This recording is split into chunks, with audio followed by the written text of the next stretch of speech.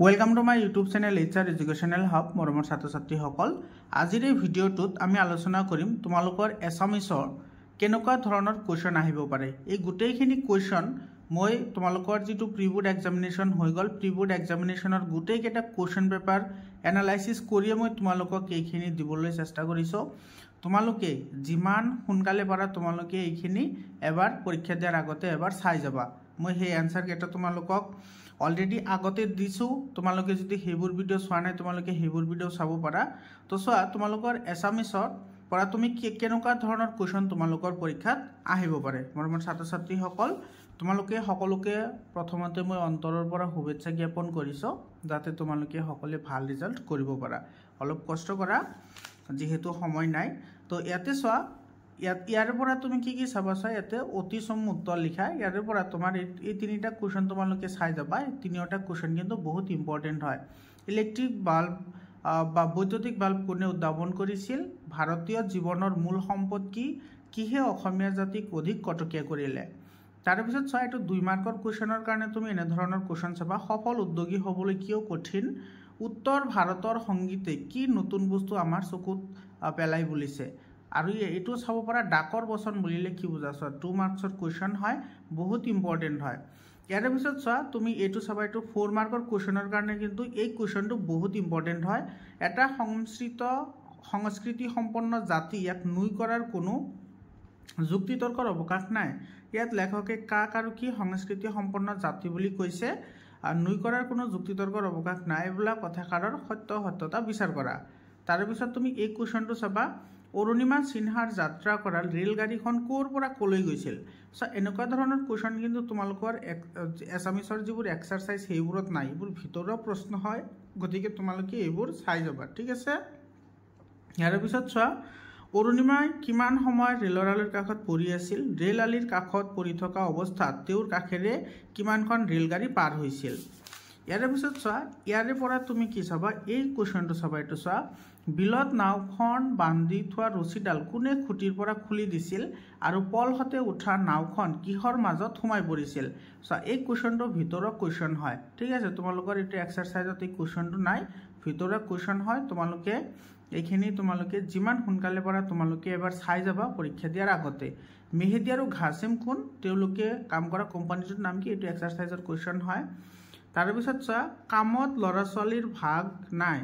যেনেকৈ কাম ভাগ কৰি দিছো তেনেকৈ কৰা এই কথাকাৰৰ বক্তা কোন তেওঁ কিয় এই কথাকাৰ কবলগীয়া হৈছিল আতিগুৰি মাৰি লিখা ইয়াৰ পিছত চোৱা এটো মোৰ শৰ্ট মাৰ্কৰ কোৱেশ্চন এটো চোৱা কুতুব মানে কি এটো চাবা তাৰ পিছত চোৱা এইফালে তুমি এটো চাবা কুমকুম এটো তোমাৰ কাৰ লগত তুলনা কৰা হৈছে আৰু অসমীয়া সাহিত্যত গল্প সম্ৰাট বুলিলে কাক বুজা যায় ঠিক আছে আৰু এটো সব ব্ৰজাবলীৰ যেটো ভাষাৰ বৈশিষ্ট্য এটো কিন্তু বহুত জিলাত আহিছে তোমালোকে এই কোৱেশ্চনটো এবাৰ চাই যাব পাৰা আৰু এইফালৰ পৰা চোৱা এই কোৱেশ্চনটো চাবা এটো মই অসমীয়া যেটো চেপ্টাৰ আছে হেতুৰ পৰা অসমৰ পুৰুষ নাৰীয়ে কেনেদৰে ৰণলৈ ওলাই আহিছিল নিজৰ ভাষাৰে লিখা এটো কোৱেশ্চন তাৰ পিছত তোমাৰ এটো চা কবিতাৰ মূলভাৱ তোমালোকৰ এই দৃষ্টান্তটো এবাৰ আহিছে তোমালোকে বৰগীত চাবা আৰু কি চাব লাগিব তোমালোকে ভিডিওটো হেকলৈকে চাই থাকা মই তোমালোকক কৈ আছো আৰু ইয়াতে চা যেটো সন্ধি ভাঙা সৰল বাক্যলৈ পৰিৱৰ্তন এই গুটেইখিনি 100% কমন পৰিব মই তোমালোকৰ যেটো ফাইনাল এক্সাম হৈছে তাতে মই অলৰেডি আলোচনা কৰিছো তোমালোকে তাতে গৈ ভিডিওবোৰ চাই লোৱা প্লেলিষ্ট বনোৱা আছে ক্লাস 10 এছামিজ বুলি তোমালোকে তাতে গলে ভিডিওবোৰ পাই যাবা ঠিক আছে তোমালোকৰ এবাৰ যেটো মেট্ৰিক পৰীক্ষাত আহিছে তাতে মই এখিনি দি দিছো তাৰ পিছত এটা শব্দত প্ৰকাশ কৰা এইখিনিত ইয়াতে জিকেটা আছে গুটেইকেটা মই হেতু ভিডিওত আলোচনা কৰিছো তোমালোকে সেই ভিডিওটো চাই লোৱা ঠিক আছে এটা শব্দত প্ৰকাশ কৰা সৰল বাক্য জটিল বাক্যলৈ পৰিৱৰ্তন বা জটিল বাক্য সৰল বাক্যলৈ পৰিৱৰ্তন সন্ধি ভাঙা ঠিক আছে এখিনি মই অলৰেডি ডিসকাশন কৰিছো তো ইয়াৰ পৰা তোমালোকে 100% কোৱেশ্চন কমন পাবা তাৰ পিছত চোৱা এটা তোমাৰ 4 মাৰ্কৰ যেটো কোৱেশ্চন আছে ভাৱ সম্প্ৰসাৰণ কৰা ভাৱ সম্প্ৰসাৰণ কৰিব যদি নোৱাৰা তেতিয়া হলে তোমালোকে এটো আবেদন লিখিবা আৰু আবেদন যদি লিখিব নোৱাৰা তেতিয়া হলে তোমালোকে প্ৰতিবেদন লিখিবা ডেফিনেটলি তোমালোকে কিন্তু এবাৰ এবোৰ প্ৰেক্টিস কৰিয়া যাবা ইয়াৰ পৰা কিন্তু 4 মাৰ্ক আহিব ঠিক আছে ইয়াৰ পিছত চোৱা এই যিটো কুৱেশ্যন আছে এইটো 19 আৰু 20 ইয়াৰ পৰা 10 মাৰ্কছ আছে 10 মাৰ্কছ কিন্তু তোমালোকৰ 100% কমন পৰিব এই 10 মাৰ্কছ তোমালোকক মই অলৰেডি এনসাৰৰ হৈতে অলৰেডি আলোচনা কৰিছো তোমালোকে ভিডিও চাই লোৱা ঠিক আছে প্লেলিষ্টত ভিডিওবোৰ দিয়া আছে তোমালোকে চাই লোৱা মই এনসাৰৰ হৈতে ডিসকাশন কৰিছো ইয়াৰ পিছত চোৱা এই কুৱেশ্যনটো চাবা বেদনাৰ উল্কা কাৰ ৰচনা তাৰ পিছত তোমাৰ হাতাম পুৰুষিয়া সোণৰ চোতাল ঘৰ কিহেৰে পুত খাই আছে বুলি কবিয়ে কৈছে কবিয়ে কি কৰিবলৈ আহ্বান জনাইছে তাৰ পিছত এইটো ব্যাখ্যা কৰা এই কুৱেশ্যনটো চাবা নহলে যে বিশ্বত নহবতৰ বহা ঠাই বিশ্বসভাত বহা ঠাই পাবলৈ কবিয়ে কি কৰিবলৈ পৰামৰ্শ দিছে তাৰ পিছত এইটো চোৱা ভুল বাক্যৰ শুধৰণি যিবোৰ আছে সেইকেইটা মই অলৰেডি আলোচনা কৰিছো আগৰ ভিডিওবোৰত আছে এইবোৰৰ পৰা তোমালোকে 100% কুৱেশ্যন কমন পাবা তাৰ পিছত এইটো উপসৰ্গ অনুসৰ্গ কাক বোলে গোটেইখিনি দিয়া আছে আৰু ইয়াৰ পৰাটো তোমালোকে এইটো 2000% গ্যাৰান্টি ইয়াৰ পৰা তোমালোকে কুৱেশ্যন পাবা এইটো গোটেইকেইটা মই এনসাৰৰ হৈতে অলৰেডি ডিসকাশন কৰিছো ঠিক আছে তোমালোকে প্লেলিষ্টত গৈ ভিডিও চাই লোৱা এইটোৰ ভিডিও অলৰেডি দিয়া আছে গোটেইকেইটাৰ এক্সাম্পলৰ হৈতে ডেফিনেশ্যন গোটেইখিনি দিয়া আছে ইয়াৰ পৰা 4 মাৰ্কছ আহিব তো এইখিনি তোমালোকে তাৰে পৰা চাই লোৱা ঠিক আছে ইয়াৰ পিছত চোৱা ইয়াৰ পিছত তোমালোকে এই প্ৰশ্নটো চাবা লগে লগে সংস্কৃতিৰ ৰূপান্তৰ ঘটিল কিহৰ লগে লগে সংস্কৃতিৰ ৰূপান্তৰ ঘটিছিল এই ৰূপান্তৰৰ কিদৰে ঘটিছিল বুজাই লিখা এই কোৱেশ্যনটো চাবা তাৰ পিছত চোৱা এই কোৱেশ্যনটো চাবা সাহেবপুৰৰ বৰখুন নামৰ উপন্যাসখনৰ ৰচক কোন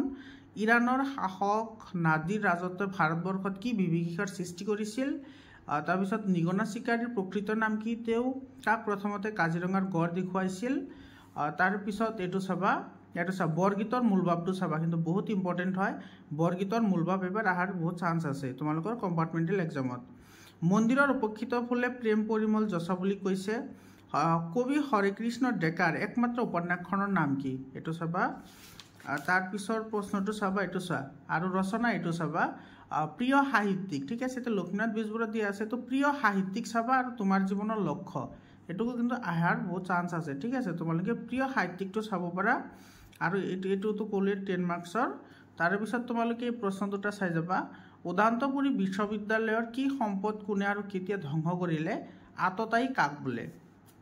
তাৰ পিছত এই কোৱেশ্যনটো চাবা এটো বহুত ইম্পৰ্টেন্ট কোৱেশ্যন হয় কানাইৰ চাতুৰী কবিতাটোত কাটবাজি বুলি কাক কৈছে ইয়াৰ অৰ্থ কি এই অপবাদৰ পৰা তেও কোনে ৰক্ষা কৰিছিল তোমালোকে এইবোৰ চকু ফুৰাই যাবা পৰীক্ষা দিয়াৰ আগলৈকে ঠিক আছে পৰীক্ষা দিয়াৰ আগতে এবাৰ চকু ফুৰাই যাবা এইবোৰৰ ওপৰত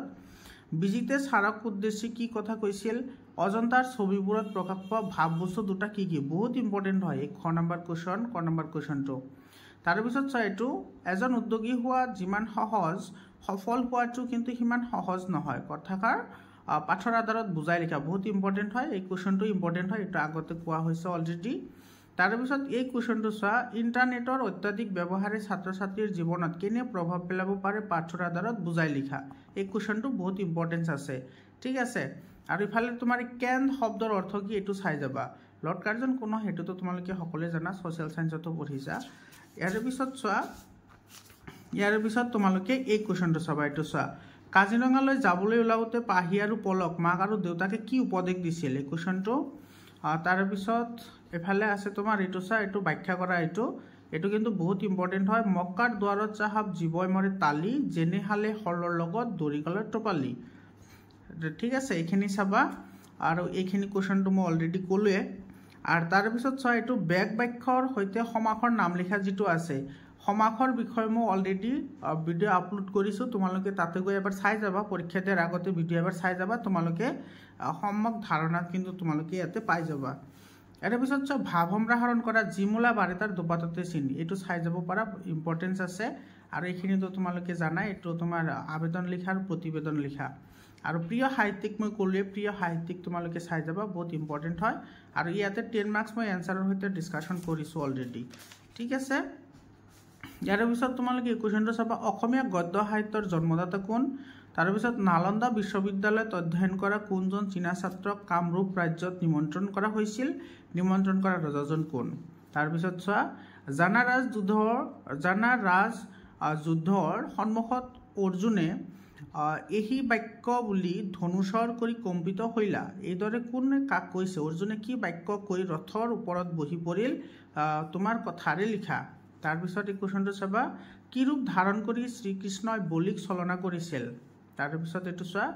ধৰ্জ আৰু ধৰ্বাই কবিতাটোৰ মাজেৰে কবিয়ে ৰায়চৌধুৰীৰ স্বদেশ প্ৰেম কি ভাৱ কিদৰে প্ৰকাশ পাইছিল মৰমৰ ছাত্ৰ ছাত্ৰীসকলে যিটো কুৱেশ্যন আছে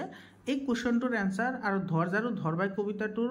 মূল ভাৱ এনচাৰ একে আহিব ঠিক আছে তো ধৰ্জ আৰু ধৰ্বাই কবিতাটোৰ মূল ভাৱো তোমালোকৰ কাৰণে ইম্পৰ্টেঞ্চ আছে তোমালোকে ধৰ্জ আৰু ধৰ্বাৰ মূল ভাৱটো এবাৰ চাই যাবা ঠিক আছে তাৰপিছত এইটো ভুল বাক্যৰ শুধৰণি এইটো মই অলৰেডি আপলোড কৰিছোঁ তোমালোকে এক্সাম দিয়াৰ আগতে এবাৰ চাই যাবা তাৰপিছত এইটো চাবা আগা শব্দৰ অৰ্থ কি মানুহজন কিয় নিজৰ ঘৰ বিচাৰি ফুৰিছিল অজন্তা গুহাৰ ছবিবোৰত পোৱা বস্তু ভাৱ বস্তুবোৰ কি কি এইটোতো অলৰেডি মই ক'লোৱে তাৰপিছত এইটো চোৱা এইটো মই বিফল হোৱা নাই মাত্ৰ বুজিলোঁ যে 10,000 ধৰণে কাম নকৰে কথাষাৰৰ বক্তা কোন আৰু কি প্ৰসংগত কৈছিল এইটো এই কুৱেশ্যনটো চাব ইম্পৰ্টেঞ্চ আছে আৰু এটা মুদ্ৰাৰ দুটা পিঠিৰ দৰে বিশ্ব ব্ৰহ্মাণ্ডৰ প্ৰতিটো বস্তুৰে ভাল আৰু বেয়া দুটা দিশ থাকে কথাষাৰ কেনেদৰে প্ৰকাশ পাইছিল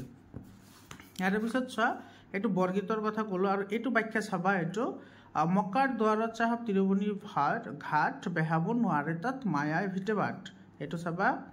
ইয়াৰ পিছত চোৱা এই কুৱেশ্যন কিন্তু দুটা চাবা ইম্পৰ্টেঞ্চ আছে এইটো সংস্কৃতিৰ অবিচ্ছিন্ন ধাৰাই হৈছে ভাৰতীয় জীৱনৰ মূল সম্পদ কথাষাৰৰ তাৎপৰ্য ব্যাখ্যা কৰা